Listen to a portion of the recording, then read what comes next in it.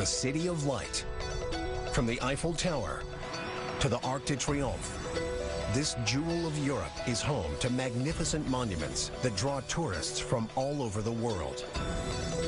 Many of them come to gaze in wonder at the spectacular churches, like Notre Dame. But just a mile from that famed house of God sits another stunning place of worship, unknown to many. The Grand Mosque of Paris. The Grand Mosque of Paris is a wonderful structure on the left bank. It is the central focus of Islam in Paris, and indeed it is probably the most distinct and important Muslim architectural institution in all of Europe. The Grand Mosque was built in 1926 as a token of gratitude for the 100,000 North African Muslims who fought and died for France in World War I. It is a marvel of design and beauty. But there is another hidden facet of the Grand Mosque. A mysterious legend whispered for decades, but known only to a few. The details of individual cases are very difficult to identify. What are the secrets locked inside the Grand Mosque of Paris? And what role did this house of worship play in one of the most wrenching episodes in modern history? 9 months into World War II, German forces conquer France and set up the Vichy government. The collaborationist regime assists in carrying out Adolf Hitler's Nazi program, which includes rounding up Jews and sending them to concentration camps. To help carry out their plan, the Nazis attempt to recruit local Muslims. The German strategy was to try to reach out to a significant Muslim community in France to try to win them over to the German side. The Germans begin with Kadur ben Gabrit, a well-respected Muslim elder and the head of the Grand Mosque.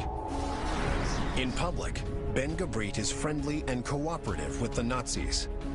But privately, he is hatching a secret and dangerous plot. The Grand Mosque will hide Jews from the Nazis. The mosque gave Jews certificates of Muslim identity. You could pass as Muslim if you had this birth certificate or certificate from the mosque. While some Jews evade detection with the fake documents, the mosque simply doesn't have enough to go around. So Ben Gabrit ratchets things up, this time using the mosque itself. The underground pathways underneath the mosque, which led out to other streets and other neighborhoods, were places where Jews and others were protected. Ben Gabrit's plan to hide Jews in these passageways is soon put to the test. There was one very celebrated testimony from a gentleman named Albert Assouline. Assouline, a North African Jew, escapes from a German prisoner of war camp. After days of traveling in secret, he arrives in Paris and makes his way to the Grand Mosque. But in the Nazi-occupied city, Assouline is far from safe.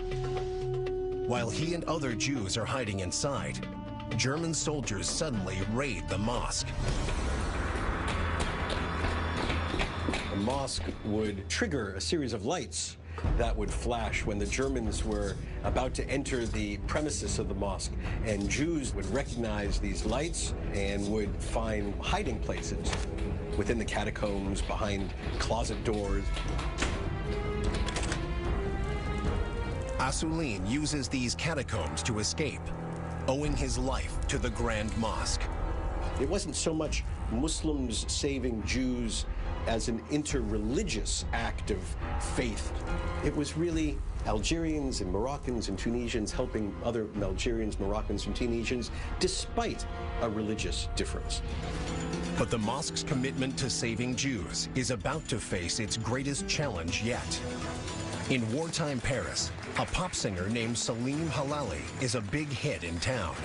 Halali was one of the most famous singers of the day, very known in the Parisian nightlife. Halali is also a Jew. And when the Nazis decide to seize him, the Grand Mosque of Paris becomes his last desperate hope for survival. But can the mosque help save one of the most famous men in France?